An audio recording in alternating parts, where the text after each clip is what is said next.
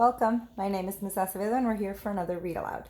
This one is called The Big Orange Splot, as you can see right here on the top of Mr. Plumbean's house. This is a story of Mr. Plumbean and his neighbors and the neighborhood on the street where he lived in. Where they lived, all of the houses were the same and everybody liked them just like that. Everything was neat. Mr. Plumbean lived on a street where all the houses were the same. He liked it that way. So did everybody else on Mr. Plumbean's street. "This is a neat street," they would say. Then one day, a seagull flew over Mr. Plumbean's house. He was carrying a can of bright orange paint. No one knew why. And he dropped the can, no one knew why, right over Mr. Plumbean's house. Plop! It made a big orange splot on Mr. Plumbean's house. "Ooh, too bad," everybody said. "Mr. Plumbean will have to paint his house again." "I suppose I will," said Mr. Plumbean, but he didn't paint his house right away. He looked at the big orange splot for a long time. Then he went about his business. The neighbors got tired of seeing that big orange splot. Someone said, "Mr. Plumbean, we wish you would get around to painting your house." "Okay," said Mr. Plumbean. He got some blue paint and some white paint, and that night he got busy. He painted at night because it was cooler. When the paint was gone, the roof was blue, the walls were white, and the big orange splot was still there. Then he got some more paint. He got red paint, yellow paint, green paint, and purple paint. In the morning, the other people on the street came out of their houses. Their houses were all the same, but Mr. Plumbean's house was like a rainbow. It was like a jungle. It was like an explosion. What are you wondering at this point? What do you think the neighbors are going to say? Look at what Mr. Plumbean's looks like. There was the big orange spot, and there were little orange spots. There were stripes, and there were pictures of elephants and lions and pretty girls and steam shovels. The people said, "Plumbean has popped his cork." It's an expression for saying he's lost his marbles or he is crazy. That's what they're saying. "He has popped his cork, flipped his wig, blown his stack, and dropped his stopper." They all went away muttering. That day, Mr. Plumbean bought carpenter's tools, and that night he built a tower on top of his roof, and he painted a clock on the tower. Look at what he created. He's changing his house to be quite different and quite unique. The next day, the people said, "Plumbean has gushed his mush, lost his marbles, and slipped his saucer." They decided they would pretend not to notice his crazy-looking house. So in their minds, they think because Mr. Plumbean decided to make his house look quite different from theirs, that he must have gone crazy. What do you think? That very night, Mr. Plumbean got a truck full of green things. He planted palm trees, different kinds of other trees, thorn bushes, onions, and frangipani. It's a kind of flower. It's a kind of plant that has beautiful flowers. They smell amazing.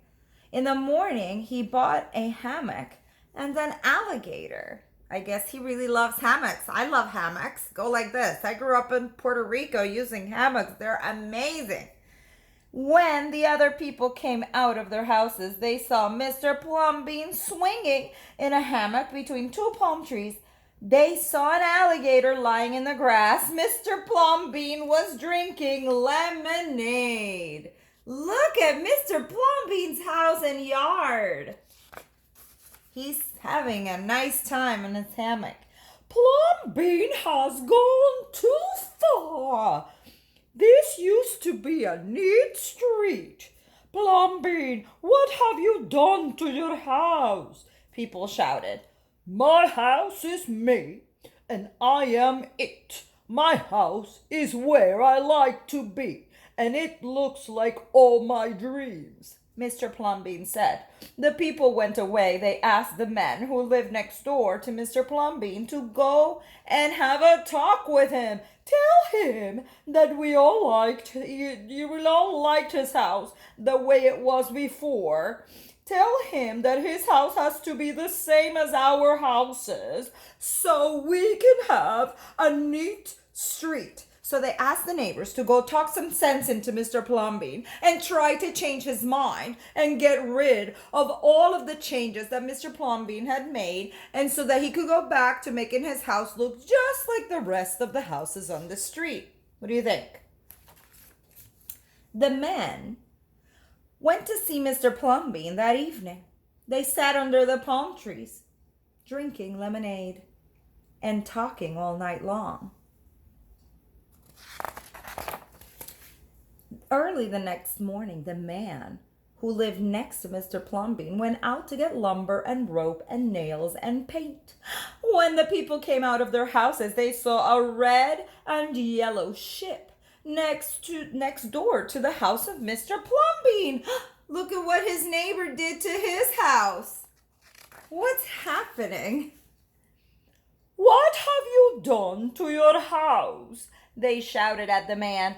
My house is me, and I am it. My house is where I like to be, and it looks like all my dreams, said the man who had always loved ships.